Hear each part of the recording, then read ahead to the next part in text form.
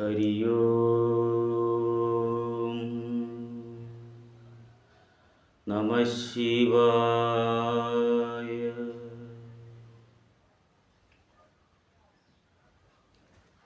നമസ്കാരം. എല്ലാ സനാതന സാരഥികൾക്കും ശ്രീ ശങ്കര ഡിവോഷണൽ സെഗ്മെൻറ്റിലേക്ക് ഈ എളിയവൻ്റെ വലിയ സ്വാഗതം. നമസ്കാരം. ഇന്ന് ഞാൻ നിങ്ങളുമായി ഷെയർ ചെയ്യാൻ ആഗ്രഹിക്കുന്ന വിഷയം കടം എല്ലാവരും പറയുന്ന വിഷയം. ഒരുപാട് പേര് വിളിച്ച് സ്വാമി സാമ്പത്തിക ബുദ്ധിമുട്ട് ഭയങ്കരമായിട്ട് അനുഭവിക്കുക, അതിന് ഉതകുന്ന വല്ല ക്രിയകളൊക്കെ ഉണ്ടെങ്കിൽ പ്രത്യേകിച്ച് എനിക്കൊന്ന് പറഞ്ഞു തരണം, എന്ത് ത്യാഗം ഉപയോഗിച്ചായാലും ചെയ്യാം എന്നൊക്കെ പറയുന്നുണ്ട്. ഒന്ന് രണ്ട് പേര് നമ്മുടെ വീട്ടിൽ വരികയുണ്ടായി, ഇത്ര അകലെ എന്നൊക്കെയുള്ള. അവർ കടം വന്നു. വളരെ പ്രഗത്ഭരായ കുടുംബങ്ങളിൽ നിന്ന് ഇപ്പോൾ വീട് വരെ നഷ്ടപ്പെടുന്ന അവസ്ഥ, തൊഴിൽ സ്ഥാപനങ്ങളൊക്കെ ജപ്തി ചെയ്യുന്ന അവസ്ഥയൊക്കെ വന്നു. ഇതെങ്ങനെ വന്നു എന്ന് ചോദിച്ചാൽ അവർക്ക് ഒന്നിനൊരു വ്യക്തമായ മറുപടിയില്ല. എൻ്റെ ഒരു കൺസെപ്റ്റ് എന്ന് പറയുന്നത്, നമുക്ക് മനുഷ്യന് ആഗ്രഹം കൂടി, അതാണ് കടത്തിന് കാരണം. വരവ് അനുസരിച്ച് നമ്മൾ ചിലവാക്കുന്നില്ല. ഒരാൾ വന്ന് ലോട്ടറി എടുത്തിട്ട് കടം വന്നത്, ഒരുപാട് ലോട്ടറി എടുത്തു. തൃശ്ശൂർ വന്ന് എടുക്കും, ഗുരുവായൂർ പോയി എടുക്കും, വാളയാർ പോയി എടുക്കും, എറണാകുളത്ത് പോയി എടുക്കും. ഇതൊക്കെ ഓൺലൈനിൽ അവർ അയക്കിത്ര.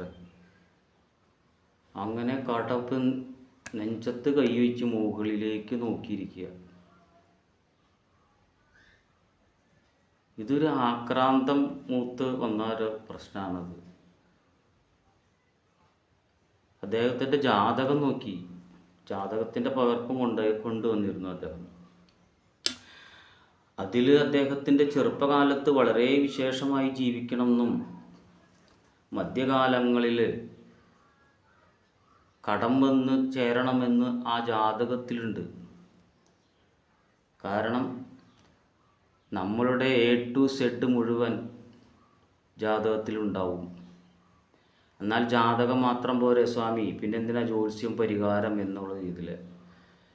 അതുപോരാ, അതാത് വർഷത്തിലെ ദുരിതങ്ങൾ നമ്മൾ എന്നും നേരത്തെ എഴുന്നേറ്റ് കുളിക്കുന്ന പോലെ, ഇന്നലെ വൈകുന്നേരം കുളിച്ച് AC റൂമിലൊക്കെ കിടന്ന് വിയർപ്പൊന്നുമില്ല, എന്നിട്ട് നേരം വെളുക്കുമ്പോൾ എന്തിനാ കുളിക്കുന്ന പോലെ പ്രകൃതിയിലെ കുറേ ദോഷങ്ങളുണ്ട്. അപ്പോൾ വർഷത്തിലൊരിക്കലെങ്കിലും ജ്യോത്സ്യനെ കണ്ട് പരിഹാരങ്ങൾ ചെയ്യണം. കുളിക്കുന്ന പോലെ തന്നെ നമ്മുടെ ദുരിതങ്ങളെ മാറ്റി മുന്നോട്ട് പോകണം. ദേവന്മാരും അത് ചെയ്യുന്നുണ്ട്. ഗുരുവായൂരൊക്കെ നിത്യം നവകം ചെയ്യണം. എന്തിനാ? ഗുരുവായൂരപ്പൻ എന്ത് ദോഷാൽക്കാനാ? 12 വർഷം കഴിയുമ്പോൾ എന്തിനാ പുനഃപ്രതിഷ്ഠ ചെയ്യണമെന്നൊക്കെ നമ്മൾ ചിന്തിച്ചാൽ മനസ്സിലാവും. നമ്മളുടെ ദോഷങ്ങളെ വർഷത്തിലൊരിക്കലെങ്കിലും തീർത്ത് മുന്നോട്ട് പോകണം. ഇത് എല്ലാവരും ചെയ്യുന്നുണ്ട്. ഹൈ ലെവലിലിരിക്കുന്ന എല്ലാ വ്യക്തികളും ചെയ്യുന്നുണ്ട്. പബ്ലിസിറ്റി കൊടുക്കണമെന്നില്ല എന്ന് മാത്രം. അത് ക്രിസ്ത്യൻ ആയിക്കോട്ടെ, മുസ്ലിം ആയിക്കോട്ടെ, ഹിന്ദു ആയിക്കോട്ടെ. ഞാനൊക്കെ എൻ്റെ ഗുരുനാഥൻ്റെ കൂടെ തൃശ്ശൂരിലെ വലിയ കൊടി കുത്തിയ സ്വർണ്ണ ജ്വല്ലറിക്കാരൻ്റെ വീട്ടിൽ, ക്രിസ്ത്യൻസാണ്, പോയി കർമ്മം കഴിച്ചിട്ടുണ്ട്. അപ്പോൾ അവർക്കത് വിശ്വാസമുണ്ട്. ഒന്നും നഷ്ടപ്പെടാനില്ലാത്തവർക്കാണ് വിശ്വാസമില്ലാത്തത്.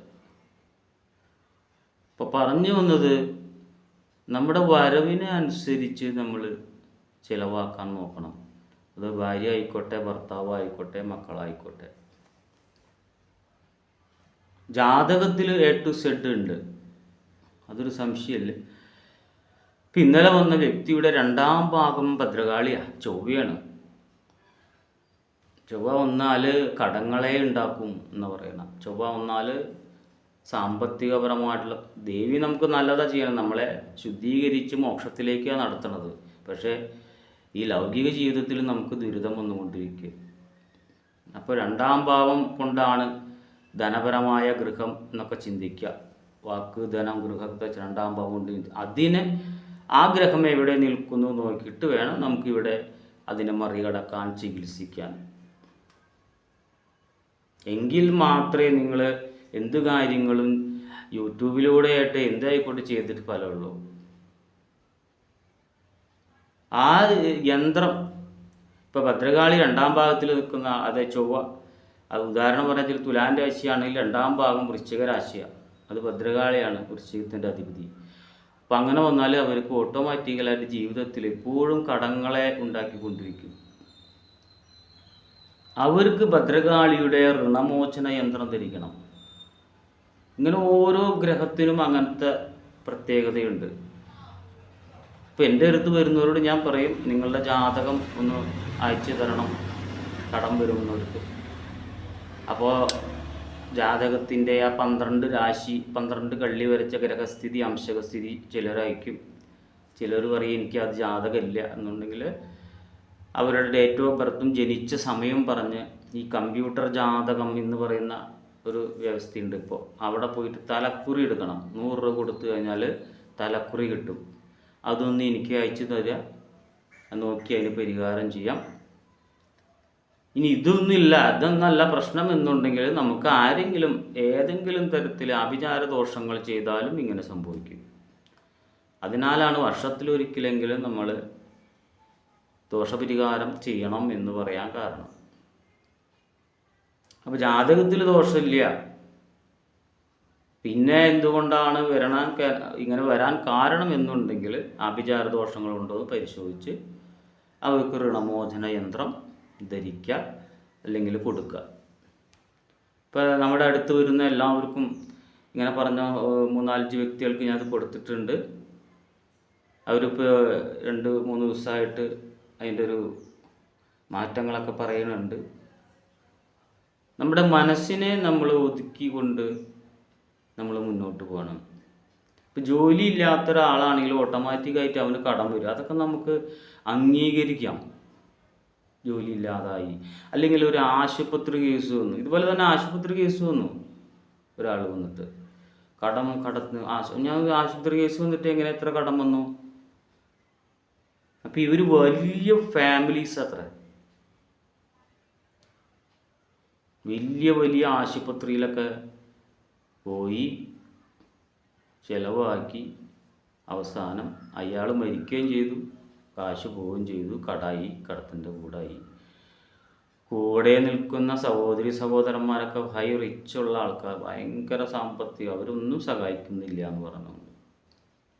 ഞാൻ പറയും നമ്മുടെ ഈഗോ ആണ് അതെല്ലാം. നമ്മൾക്ക് മെഡിക്കൽ കോളേജിലുണ്ട്, 1 രൂപ നമുക്ക് ചിലവാക്കണ്ട. അവിടെയൊക്കെ നല്ല ഡോക്ടർമാരൊക്കെ ഉണ്ട്. നമ്മുടെ മനസ്സിനെ നമ്മൾ പാകപ്പെടുത്തണം, എങ്കിൽ മാത്രമേ നമുക്ക് ഈ കലിയുഗത്തിൽ ജീവിക്കാൻ പറ്റുള്ളൂ. മറ്റുള്ളവരുടെ ജീവിതം, അവർ വലിയ പണക്കാരൻ, അതൊന്നും നമ്മൾ നോക്കണ്ട. നമ്മുടെ കർമ്മഫലമാണ് നമുക്ക് നമ്മുടെ ഉയർച്ചയ്ക്ക് കാരണം. അപ്പം അതിനെ ആരെങ്കിലും വിലക്കിയിട്ടുണ്ടോ, അതിന് തീർത്ത് പോകണം. അതിനുശേഷം നമ്മളെ വീട്ടിൽ ഋണമോചന യന്ത്രം വെച്ച് ഞാൻ മഹാലക്ഷ്മി വിളക്ക് എങ്ങനെ കൊളുത്താമെന്ന് പറഞ്ഞിട്ടുണ്ടായിരുന്നു. ആ ഒരു എപ്പിസോഡ് കണ്ടതിന് ശേഷം ഋണമോചന യന്ത്രം, ഭൂരിഭാഗം ഋണമോചന യന്ത്രം ഗണപതിയെ കുറിച്ചാണ്. എല്ലാ ദേവന്മാർക്കും ഉണ്ട് ഋണമോചനം. നമ്മുടെ ജാതകത്തിലെ 2ാം ഭാവം ആരാണ് വരണേന്ന് നോക്കിയിട്ട് തീർച്ചയായും ഭദ്രകാളി ചൊവ്വയാണ് അധിപൻ ആയി വരുന്നതെങ്കിൽ, ചൊവ്വയാണ് 2ാം അധിപനായി വരുന്നെങ്കിൽ തീർച്ചയായും അതിന് സാമ്പത്തിക പരാധീനം ഉണ്ടായിരിക്കും. മറ്റുള്ള ഗ്രഹങ്ങളുടെ സംബന്ധിച്ച് അവരുടെ ഗ്രഹസ്ഥിതി 2ാം ഭാവാധിപൻ എവിടെ നിൽക്കുന്നു എന്ന് നോക്കിയിട്ടായിരിക്കണം അതിനെ ചികിത്സിക്കേണ്ടത്. അപ്പോൾ തീർച്ചയായും മാറ്റങ്ങൾ, ഒരു ജോലി ഇല്ലാത്ത ഒരാൾക്ക് ജോലി കിട്ടും, പ്രൊമോഷൻ വേണ്ട ഒരാൾക്ക് പ്രൊമോഷൻ കിട്ടും. ഇനി ഇതുകൂടാതെ തന്നെ വീട് പിഴച്ച് കിടന്നാലും, വീടിൻ്റെ കണക്കുകൾ തെറ്റി കിടന്നാലും ബുദ്ധിമുട്ടാവും. ഒരിക്കലും വീടിനോട് ചേർന്ന് ഡ്രസ്സ് അടിക്കുമ്പോഴൊക്കെ ശ്രദ്ധിച്ച് വേണം ചെയ്യാൻ. മുറ്റം മുഴുവൻ കോൺക്രീറ്റ് ഇടാനൊന്നും അതിനൊക്കെ ഒരു സിസ്റ്റമാറ്റിക് ഉണ്ട്.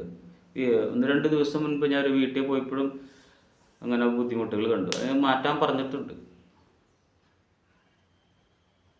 അപ്പോൾ ഇത്തരത്തിലുള്ള ബേസിക് ആയിട്ടുള്ള കുറച്ച് കാര്യങ്ങൾ ക്ലിയർ ചെയ്തിട്ടും നമുക്ക് സാമ്പത്തിക ബുദ്ധിമുട്ട് തീരുന്നില്ല എന്നുണ്ടെങ്കിൽ ഋണമോചന യന്ത്രം ഇത് ഇവിടുന്ന് പ്രിപ്പയർ ചെയ്ത് കൊടുക്കുന്നുണ്ട്. അവർ നിങ്ങളുടെ അഡ്രസ്സ് തന്നാൽ ഇതിൽ വെള്ളിയുടെ തകിടുണ്ട്, ചെമ്പിൻ്റെ തകിടുണ്ട്, അതുപോലെ തന്നെ ഏലസും ഉണ്ട്. ചിലർക്ക് ഇതൊക്കെ വെച്ച് പൂജിക്കാൻ സൗകര്യമില്ല എന്നുണ്ടെങ്കിൽ ഏലസിൽ സെറ്റ് ചെയ്തിട്ടാണ് കൊടുക്കുന്നത്. അപ്പോൾ ജാതകത്തിൻ്റെ കുറിപ്പ് അയക്കുക. ആ കുറിപ്പിൽ നമ്മൾ എന്താണോ അത് നോക്കിയതിന് ശേഷം വിശദമായിട്ട് എനിക്ക് കിട്ടിയതിന് ശേഷം ഞാൻ നിങ്ങളെ വിളിക്കും. അത് വിളിച്ച് നമുക്ക് അതിൻ്റെ കാര്യങ്ങൾ മുന്നോട്ട് പോവാം. താല്പര്യമുള്ളവർക്ക് മാത്രം ആ ഋണമോചന യന്ത്രം നമ്മൾ വച്ച് അതിൻ്റെ മുൻപിൽ ഏത് വ്യക്തിയുടെ 2ാം ഭാവത്തിൽ ഏത് ഗ്രഹമാണോ നിൽക്കണേ അദ്ദേഹത്തിൻ്റെ ഋണമോചന യന്ത്രം വെച്ച് നമ്മൾ പൂജിക്കുക. 7 ദിവസത്തെ പൂജയാണ് ഇതിന് വരുന്നത്. ഇതിൻ്റെ പൈസ എന്ന് പറയുന്നത് ഏലസിന് 2000 രൂപയാണ് വാങ്ങുന്നത് വെള്ളിയുടെ. ഋണമോചന യന്ത്രം ചെമ്പിൻ്റെ ആണെങ്കിൽ നമ്മുടെ വീട്ടിൽ വയ്ക്കുന്ന ഫ്രെയിം ഇട്ട് വയ്ക്കുന്നതാണെങ്കിൽ 2500 രൂപയാണ് വാങ്ങുന്നത്. വെള്ളിയുടെ ആണെങ്കിൽ 3000 രൂപയാണ് വാങ്ങുന്നത്. വെള്ളിയുടെയൊക്കെ ഇത്തിരി കൂടി ചൈതന്യം കൂടും. ഇത് 3 മാസം കൂടുമ്പോൾ നമ്മളൊന്ന് അടുത്തുള്ള ക്ഷേത്രത്തിൽ പോയി ഒന്ന് പൂജിക്കണം, ഇത്രയേ ഉള്ളൂ. അതുകൂടാതെ തന്നെ ഇതിനെ നിത്യം നമ്മളൊരു 8 ഒരു പ്രാർത്ഥനയുണ്ട്. അത് ഏത് ദേവനാണോ നിങ്ങളുടെ 2ാം ഭാവാധിപൻ അത് അനുസരിച്ചുള്ളൊരു മന്ത്രമാണ്. ആ മന്ത്രം നമ്മൾ ചൊല്ലുക. 8 പുഷ്പാർച്ചന ചെയ്യുക. പുഷ്പമില്ലെങ്കിൽ മാനസിക പുഷ്പാർച്ചന ചെയ്യുക, മനസ്സുകൊണ്ട് അർപ്പിക്കുക. എന്തായാലും നിങ്ങളുടെ ജീവിതത്തിൽ മാറ്റം വരും.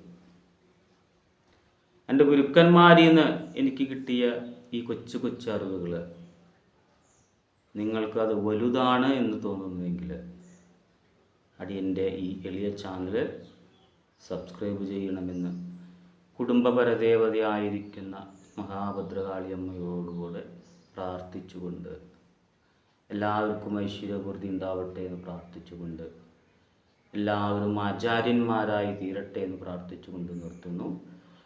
ഹരിയോം നമഃ ശിവായ.